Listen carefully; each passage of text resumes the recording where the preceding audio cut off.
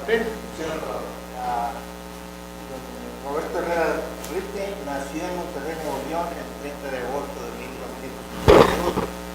Cursó sus estudios en el Instituto Tecnológico y de Estudios Superiores de Monterrey, donde se graduó de ingeniero químico, administrador y maestro en administración, así como Master of Science de la Penn State University, ocupando puestos directivos en diferentes empresas en Monterrey.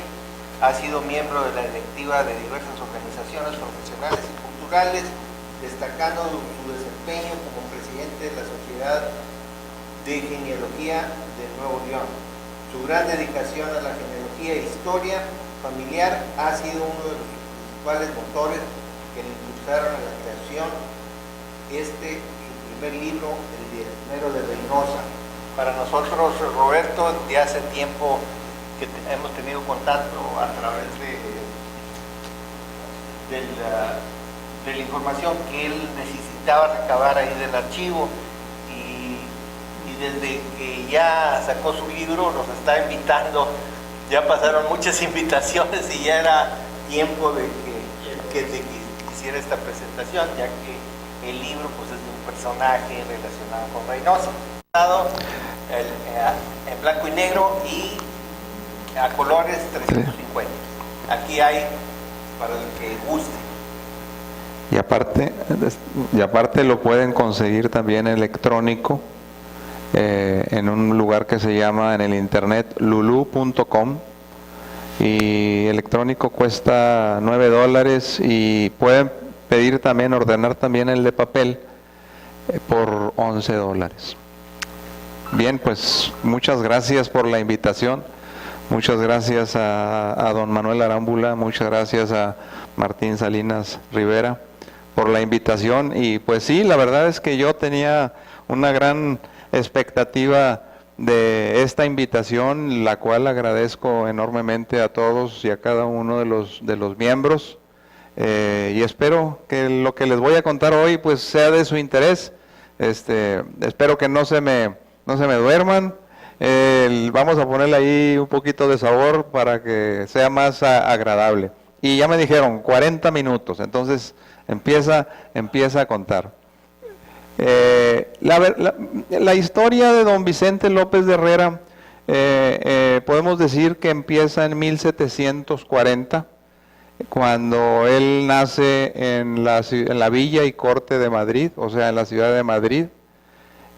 No tengo más información de él, de su vida ahí en Madrid, sino hasta que él sale del puerto de Cádiz en 1760 a los 20 años.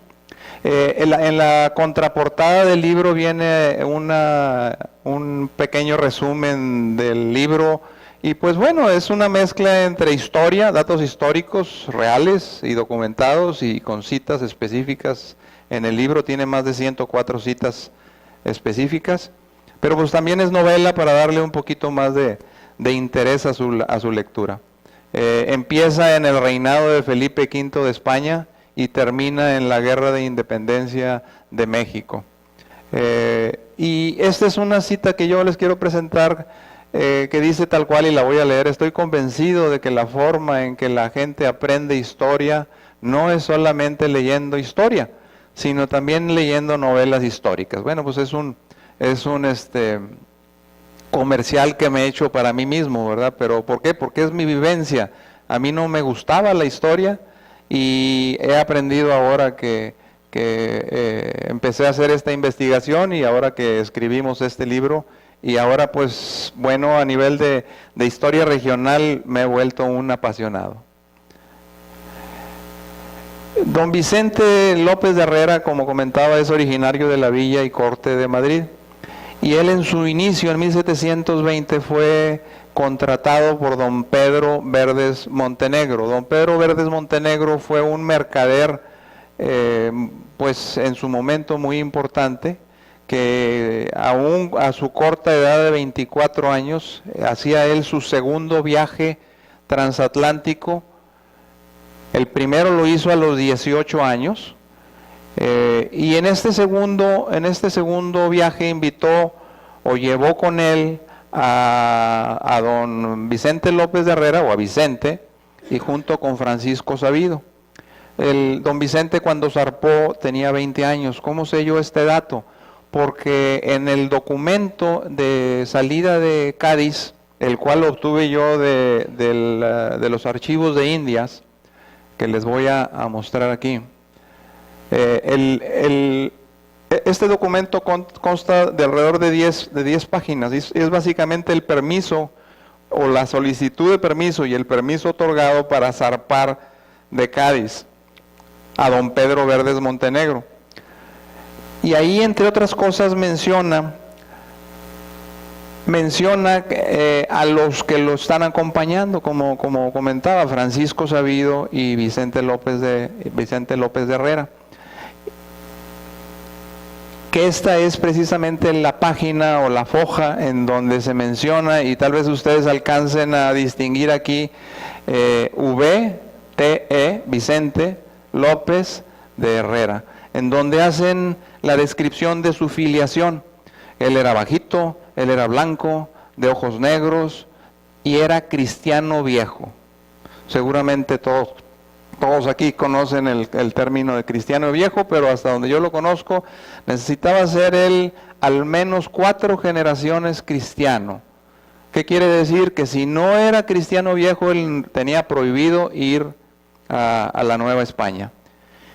El otro fue don Francisco Sabido. Entonces yo les hago la referencia, si ustedes van a llevar, como es el hecho, y aquí viene descrito, que llevaba 400,000 maravedíes de mercancías en ese viaje. Pues ¿a quién llevan ustedes? Pues llevan a un guardaespaldas para que lo cuide, y hay referencias de Francisco Sabido que es de la región en donde precisamente se dedicaban a esto, eran bravos los señores, y a quien le ayude a manejar la mercancía. Y entonces ahí menciona que lleva a 2 criados. Entonces aquí la interpretación que yo hago de la palabra criado no es el de sirviente, sino que es el que se crió con la familia. Viendo yo y comparando la caligrafía de este documento con los documentos que luego más adelante vamos a ver, en mi pobre opinión es la misma caligrafía, o sea que don Vicente escribió este documento. Y pues hace sentido porque si yo voy a llevar a una persona, pues necesito saber contar, necesito saber escribir además en términos documentales para poder llevar la bitácora de cómo se manejan las mercancías al salir y al llegar a Veracruz. Entonces, pues bueno, él sale el 29 de junio de 1760 en la flota de la Nueva España, siendo la nave almiranta el Santiago La España. Entonces, este es una ilustración de un navío de línea español de esa época. No es exactamente o necesariamente el Santiago La España, pero sí es una representación que seguramente es muy, muy, muy similar. Y sin embargo, esta sí es la descripción del barco que salió en aquel entonces. Lleva un barco nuevecito, porque en 1760 que salió este barco de Cádiz, lo habían botado apenas hacía 3 años, en 1757, o sea que era un barco prácticamente nuevecito. Tenía sus dimensiones, tenía una capacidad para 64 a 68 cañones, imagínense el tamaño. Era un barco grande.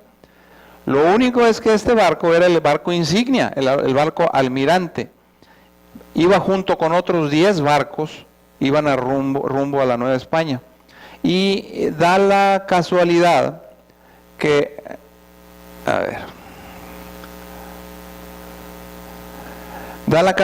entonces en esta flota viajaba también el señor, el marqués de Cruilles, don Joaquín de Montserrat. ¿Quién era el marqués de Cruilles? Pues el virrey número 44 de España.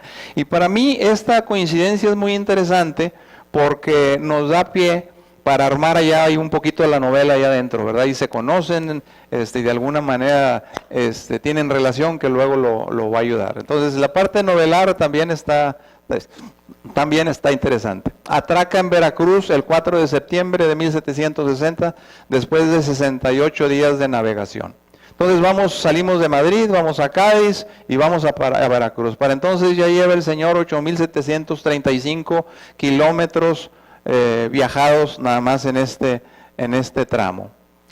Llega don Vicente a México, a Veracruz, y 7 años después contrae matrimonio con doña María Jacinta de Acosta. Traigo los documentos, pero no se los voy a pasar porque no es tanto la genealogía, sino la historia la que me interesa contarles. 7 años después de haber llegado, a la edad de 27 años, se casa con doña Jacinta. Doña Jacinta es originaria de San Miguel el Grande, San Miguel, Guanajuato, y sin embargo vivían ellos en Valladolid, hoy Morelia. Ella era hija de también un español casado con mestiza, y entonces, bueno, pues ya tenemos ahí el inicio de nuestra raíz mexicana, la cual nos sentimos todos muy orgullosos, ¿verdad?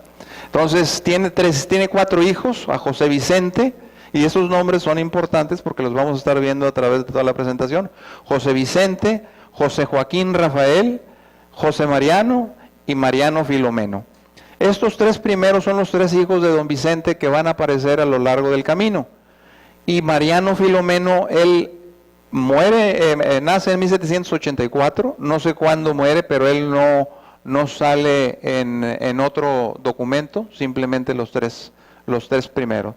Y ellos vivían en su rancho de Tetzopico, en las inmediaciones de Ahuecotzingo, Guerrero, cerquita de Chilapa. Y tan caliente como Monterrey, porque sigue allá la balacera muy regular. Bien, entonces si recordamos, ya veníamos de Madrid a Cádiz, luego a Veracruz, después nos vamos hasta Morelia, Valladolid, y luego nos vamos hasta Chilapa, Guerrero, a Huecotzingo, Guerrero, que está ahí muy cerquita de Chilpancingo. Entonces, pues ya llevamos ahí unos cuantos kilómetros más recorridos. Don Vicente ahí en Chilapa ostentaba el nombramiento de subteniente de milicia de las costas del sur, basado en Chilapa, igual que su compadre don Manuel Castrejón, padrino de Mariano Filomeno. Don Manuel Castrejón es importante porque junto con don Vicente y siendo miembros de la milicia, hacen un denuncio de una mina de minerales nitrosos. ¿Qué son los minerales nitrosos? Es materia prima para hacer pólvora. Entonces, para hacer ese denuncio, don Vicente y don Manuel de Castrejón hacen toda la documentación con la característica, y bueno, aquí tenemos nosotros la portada del denuncio. ¿Dónde conseguí yo esta información? En el Archivo Nacional de México, en el Archivo Nacional en el Archivo General de la Nación. Tuve la fortuna de que, bueno, pues han salido así varios documentos importantes, lo cual me lleva a comprobar la relevancia de la actuación de don Vicente. Pero no nada más eso, sino que además, entre otra información, el denuncio expone que don Vicente, de acreditada conducta y logra de muy suficientes facultades, pues no baja el primero de un capital de 8,000 pesos. Bueno, pues ahorita 8,000 pesos pues a lo mejor no son gran cosa. En 1790, 8,000 pesos era un capital bastante interesante. ¿Por qué? Porque tenía el señor un trapiche. Todo el mundo sabemos que es un trapiche, es una fabriquita para hacer azúcar, ¿verdad? Entonces el señor se dedicaba a producir y a vender azúcar. Tenía mulas de camino real y tenía casa propia en la villa. Y de hecho don Manuel de Castrejón, si don Vicente pienso yo que no tenía pocos recursos, don Vicente tenía 40,000 pesos. O sea que don Manuel todavía era un poco más acaudalado, aunque los dos eran subtenientes de milicia. Que bueno, hasta donde yo entiendo, pero ustedes como historiadores seguramente me lo podrán estar de acuerdo, de que muchos de estos puestos se compraban. O sea, una persona así quería tener también un nivel social, político de determinada forma, y entonces iban y ofrecían también algo por tener este tipo de puestos, aunque sí era un puesto efectivo, porque así era. Entonces, el 17 de abril de 1790, don Juan Vicente Güemes y Pacheco, de Padilla y Orcasita, segundo conde de Revillagigedo, y bueno, pues ustedes reconocen este nombre muy bien, porque aquí cerquita está Revilla, ahora nueva ciudad de Guerrero. Aunque yo tengo dudas si a Revilla le han de haber puesto por el primero, no por el segundo, pero como quiera, ¿perdón? Bueno, entonces le otorgó la concesión de la cañada de Jicapán en la villa de Tlacozotitlán. Entonces, pues esta es la concesión. También son como cerca de 40 páginas de documento en la cañada de Jicapán. ¿Dónde está? Aquí está Chilpancingo, aquí está Chilapa, acá está Huacotzingo, Guerrero, y acá está Tlacozotitlán, ¿sí? Y para ser un poquito más claros, este es el río Balsas, que luego aquí en este recodo envuelve a Tlacozotitlán. En algún lugar de este recodo debió haber estado la mina de San José de Jicapán.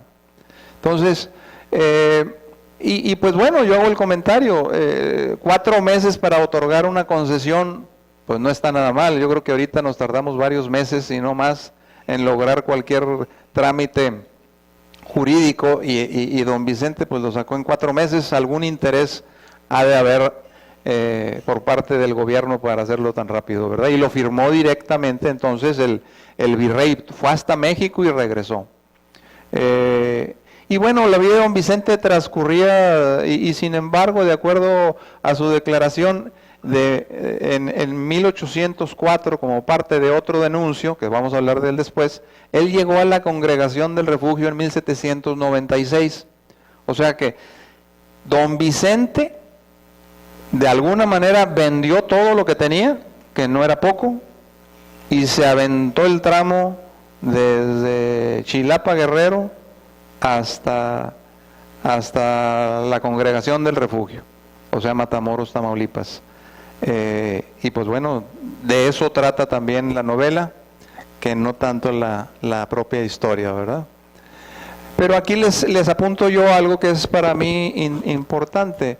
El camino que yo creo que ellos tomaron fue a la Ciudad de México y luego por la costa para llegar hasta Matamoros. Yo quisiera pensar que ese era el camino tradicional, convencional para ir hasta allá. Pero sin embargo en la novela yo lo hago pasar por San Luis Potosí, por Monterrey y Saltillo, y luego lo pasamos por Marín, por Doctor González, por Cerralbo, y por Reynosa y por Camargo, y llegando al final a Matamoros. ¿Por qué? Porque yo aprovecho y entonces lo hago conocer al obispo de ahí de Linares, basado en Monterrey, al gobernador, que aunque se apellidaba igual, si se acuerdan era Simón de Herrera en aquel entonces, y luego lo hago pasar por algunos de los pueblos de allá de Nuevo León, porque de ahí son mi familia, por el otro lado. Entonces se conocen y se apoyan, y pues todo así, lo vamos haciendo ahí un poquito de novela. Más sin embargo en Cerralbo, ahí es una parte importante, porque de ahí es la esposa de uno de los hijos, mi antepasado Mariano, y ahí los hago que se conozcan, aunque después se casan en la Villa del Refugio. Muy bien, entonces, Y desde entonces empieza a aparecer en las escrituras, tiene una habilidad política importante don Vicente, porque aparece actuando como testigo en varias escrituras en Camargo, esto de los protocolos de Camargo. La venta de don Marcelo Ramírez de parte de las Nacahuitas a don José Antonio García en 1799, y don Juan de la Cruz Estrada le vende un pedazo de tierra a don Lorenzo Treviño en 1799 también, y don Vicente aparece ahí estampando su firma como testigo. Y bueno, recientemente ayer, el lunes, me enteré y le estaba platicando aquí a Martín de que él participó de hecho en el sitio de Camargo, cuando el indio Canales sitió Camargo, aquí Tamaulipas. Ahí traigo una copia. El indio Canales pidió que se presentaran ahí varios personajes, incluyendo a don Vicente López de Herrera. Entonces, pues definitivamente don Vicente andaba mucho entre Reynosa, Camargo, Matamoros, Refugio, iba y venía como Juan por su casa. Ya residiendo en la congregación del Refugio, la familia López de Herrera empieza ya a crecer. Se casa el primero de los hijos, José Vicente, con María Refugio Aramberri, y ellos son allá de Labradores, de Galena, Nuevo León. Y así empiezan a tener una vida pues bastante, ¿qué podemos decir?, activa en toda esta zona. Don Vicente fue nombrado diezmero de Reynosa a finales de 1800, en octubre de 1800 para ser exactos. Y el documento, no nada más nombran a don Vicente como diezmero de Reynosa, sino también a su hijo José Vicente como diezmero de Revilla. Les voy a hacer aquí un poquito de historia que viene en el libro. El diezmero original, diezmero de Reynosa original, fue don José Pérez Rey, el que venía siendo diezmero como de 1780 hasta 1794-95. Y sin embargo, no hubo diezmero entre esa fecha y 1800.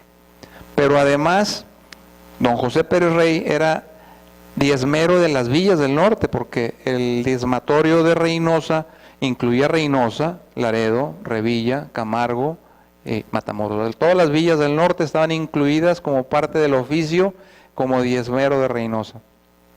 Y sin embargo en 1800 los fraccionan.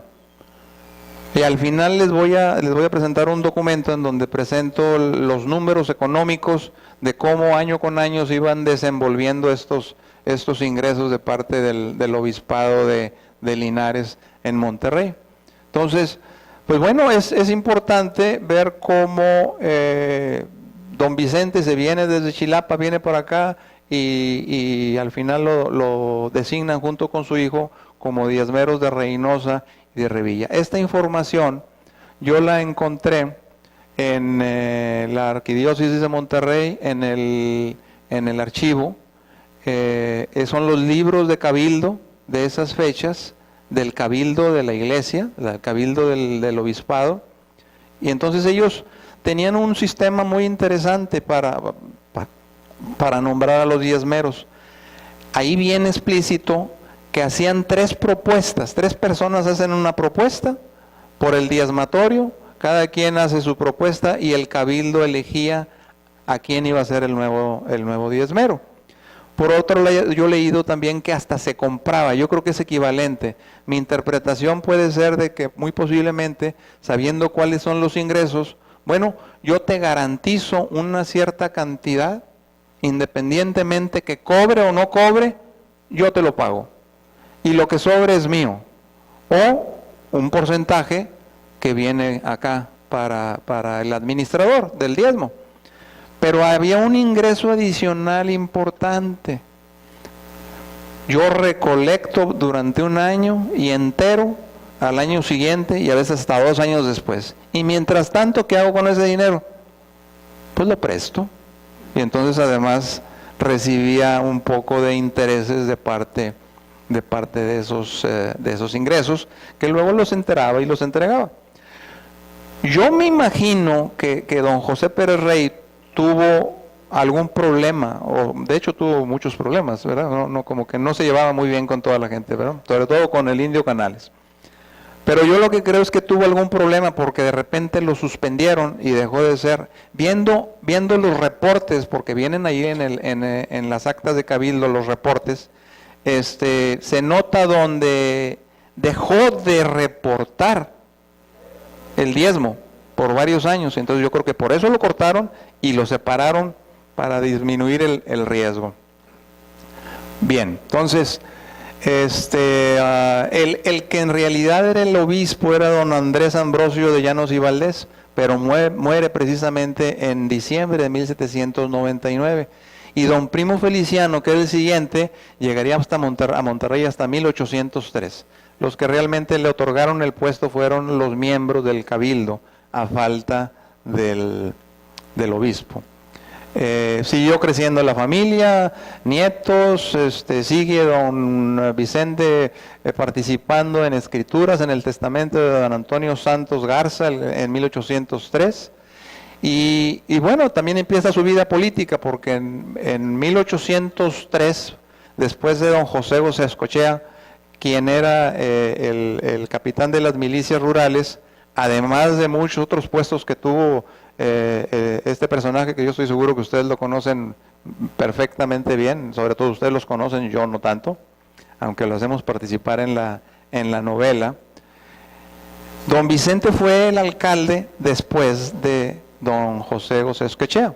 De hecho, don Vicente fue alcalde del refugio en 4 ocasiones, ¿sí? Y luego, no contento con esto, él tenía una relación muy buena con el gobernador Iturbe e Iraeta, y eso lo demuestra porque él promueve que se haga el primer juzgado en Matamoros, y de hecho lo consigue y fue el primer juez en 1805.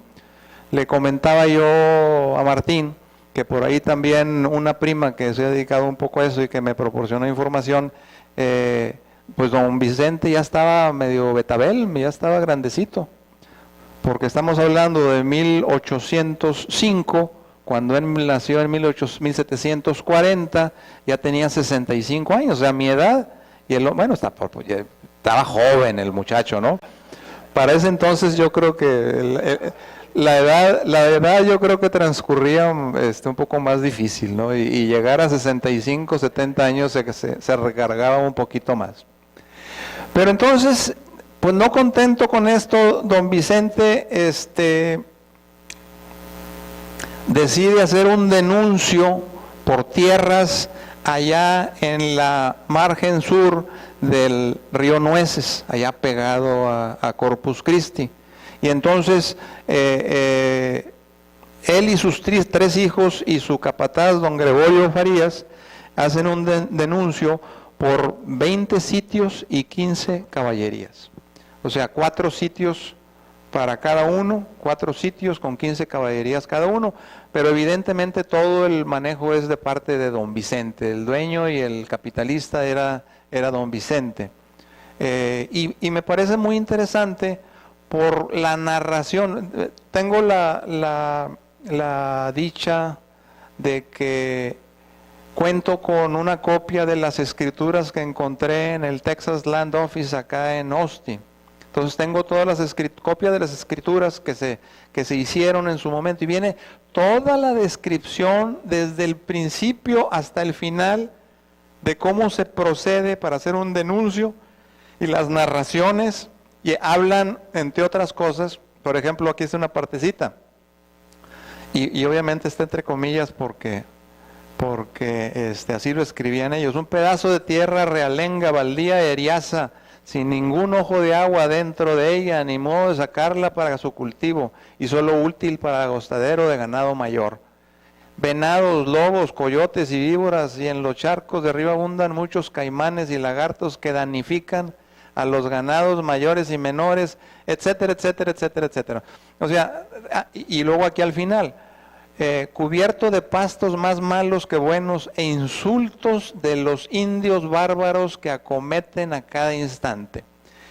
En el desarrollo de la escritura y en el tránsito de los que en su momento dieron fe, recorrieron todo este tramo desde Matamoros hasta Corpus Christi, y menciona ahí cómo los atacaron los indios y cómo les entregaban, iban ellos también conduciendo ganado, porque él colocó 1000 cabezas de ganado allá arriba, en el rancho. Y entonces, conforme iban avanzando, les dejaban animales muertos a los indios para que no los atacaran a ellos, pagaban una especie de impuesto, digamos.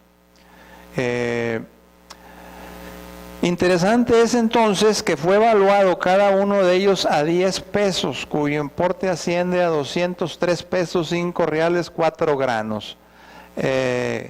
Dada que sea la plegaria de las 12, cuyo pregón se continuó dándoles sin que compareciese otro licitante hasta que fue dada la hora citada que se mandó a percibir al remate.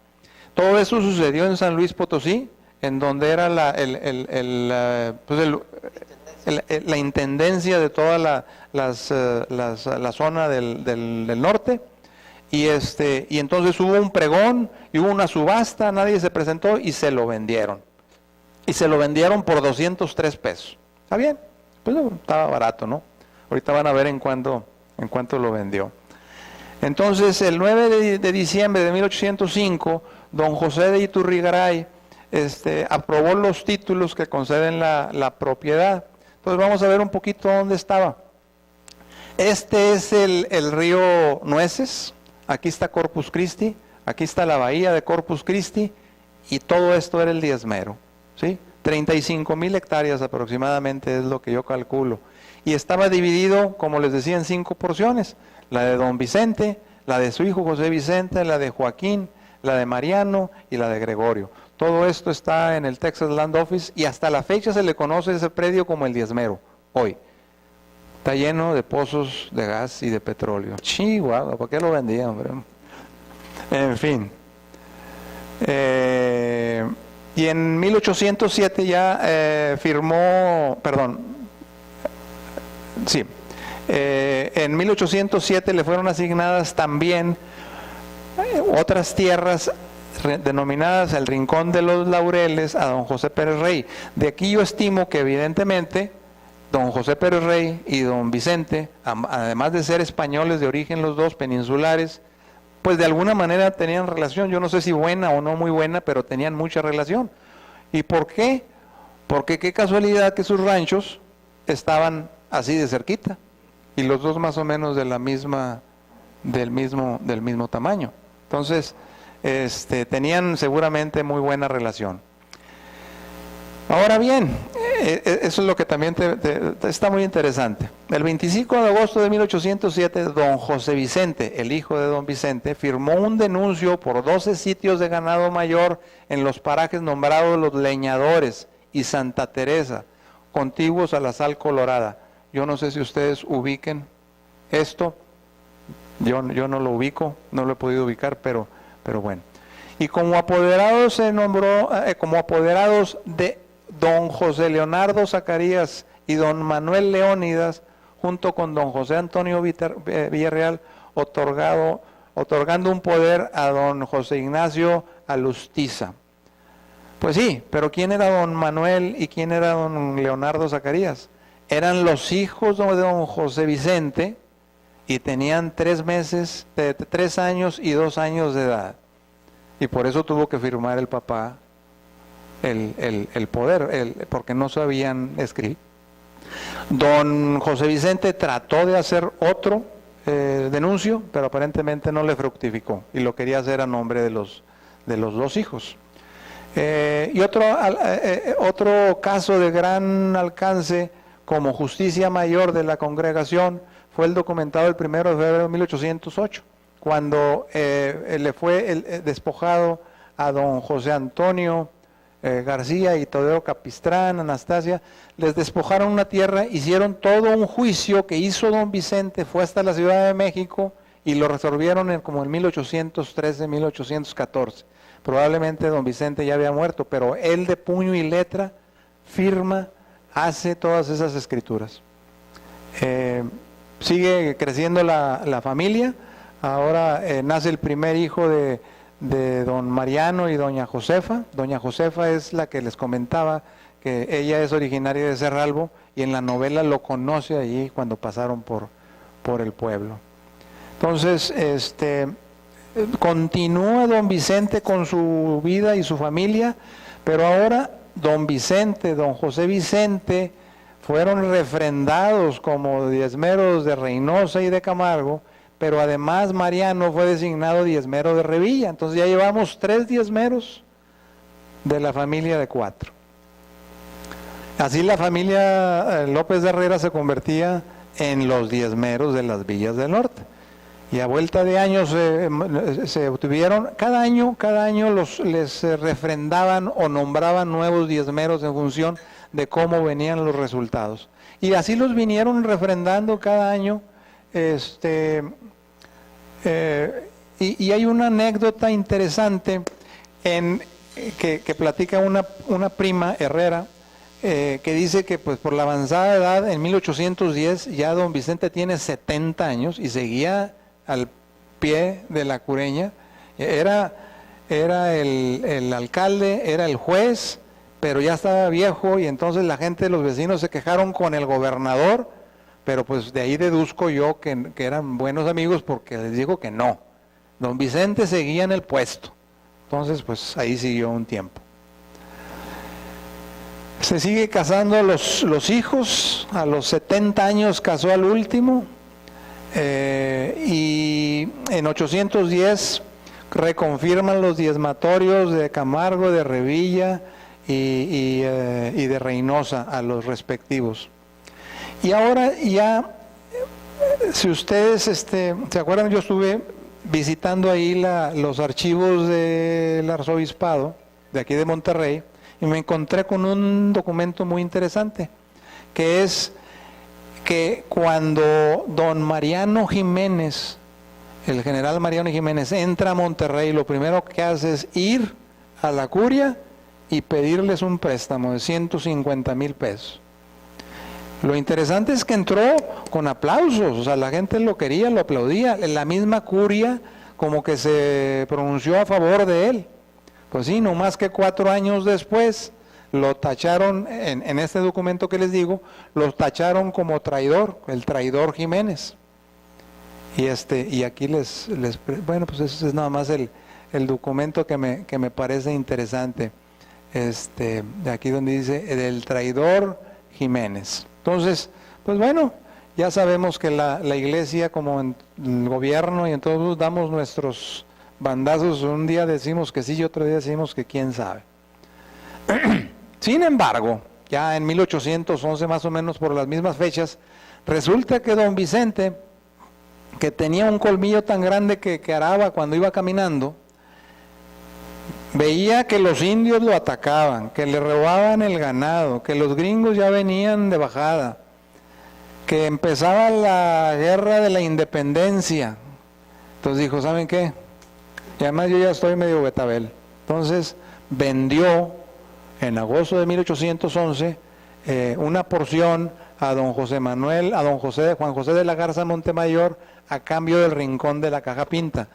El rincón de la Caja Pinta, yo entiendo que está allá en Matamoros, o cerca de Matamoros, y lo vendió por 6,000 pesos, 4 de las 5, ¿sí? Las 4 porciones, más la quinta porciones, pues el hombre de 200 pesos, 6 años después, los vendió en 6,000-7,000 pesos. Pues nada mal, ¿no? El hombre sabía hacer negocio. Y bien, en el 812 muere Gregorio Farías. Hay otra escritura que está aquí en Camargo, que es la venta que le hace Gregorio Farías a don Vicente. Y más que venta, pues yo creo que don Vicente recuperó lo que ya de origen era suyo. Seguramente don Gregorio, siendo el capataz, pues fue un prestanombres igual que sus hijos, ¿no? Sigue creciendo la familia. Estamos ya en 1812. Y otro documento que me encontré interesante es que don Vicente, yo pienso que pensaba ya retirarse, mejor joven, ¿verdad? Mejor a los 75 años me retiro joven, ¿verdad? Y compró un terrenito en Monterrey, y esto viene ahí en los protocolos de Monterrey, me pareció interesante, sobre todo que fue un año antes de cuando yo presumo que él murió, que es en 1814. Esta es la tablita que les platicaba y está interesante.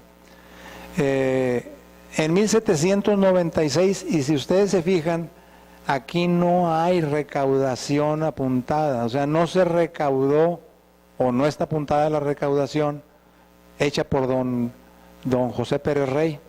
Sin embargo, se apunta que en total se recaudaron alrededor de 16,000 pesos entre todas las villas del norte.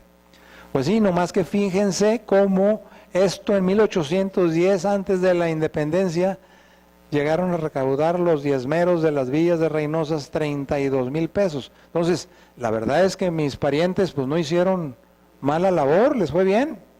Súmenle los intereses que sacaron por lo que prestaban y pues algo. No, yo no vi ni un quinto, pero pues ha ido bien.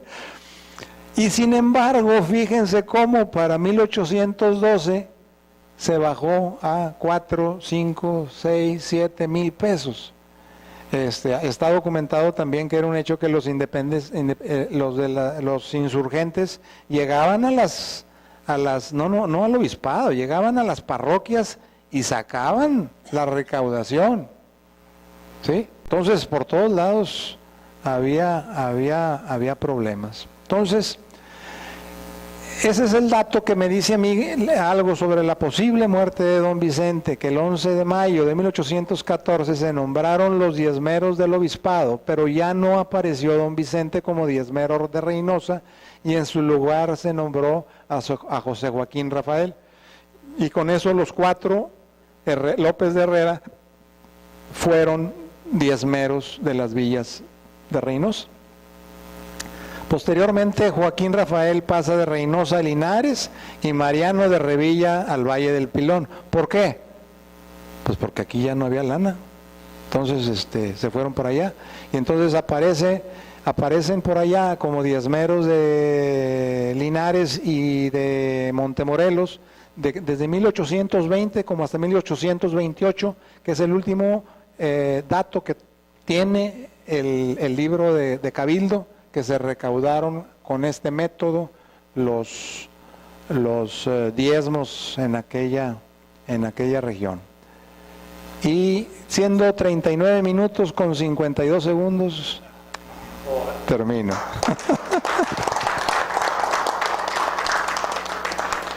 Bien, ¿alguna pregunta o algo que les interese? Desde ahorita les digo, y le comentaba yo a Martín que cuenten con todos los documentos que yo tengo. Yo tengo cada uno de esos documentos, yo tengo, no sé, cerca de a lo mejor unas 800 páginas de documentos e información.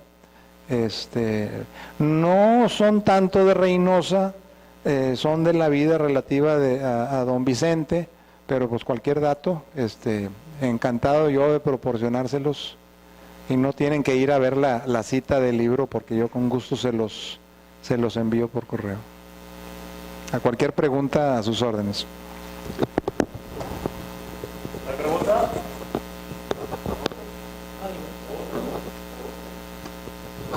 Se encuentra a disposición de nosotros el libro Acabadores, 350 pesos. El libro que no trae color, que es el prefiero, 250. El libro electrónico $9 y el blue.com $11 de correo. Está a disposición de ustedes para que quieran adquirirlo. ¿El de colores cuánto está? 350. Que viene. ¿Algún comentario que tengan que hacer? Pasamos al siguiente punto de nuestra orden del día. Correspondencia recibida. Adelante. Hola. Felicidades por el trabajo. Me imagino que te dio mucho tiempo hacerlo. Pues alrededor de 6 años. Y veo además que consultaste una gran cantidad de archivos, tanto en Yo no trabajo en la época que tú trabajas, yo trabajo de época contemporánea. Y además trabajo siglo XX. Pero bueno, la pregunta es, ¿fuiste al archivo de Indias o lo hiciste a través de la compra esta que se hace por internet para traer los documentos y tal? ¿Y cómo los ubicaste en el archivo de Indias? Porque desconozco cómo está catalogado. Hay una liga, es que es muy sencillo. La verdad es que hay una dirección que es el PARS. Ajá, sí, El PARS los archivos te españoles. pone, sí, de los archivos españoles, Sí. entonces te pone la consulta, tú le pones el dato, yo le puse Vicente López de Herrera, Era el personaje. y a la primera me apareció, a la primera. Y ahí mismo tú puedes sacar están disponibles las imágenes, están disponibles y tú las puedes, yo las bajé. Y con eso estuve armando mucho de la historia, porque cada uno de los personajes, por ejemplo, de don Pedro Verdes Montenegro, yo le hago toda su historia y toda su genealogía en el libro. ¿Por qué? Porque él es un personaje muy importante.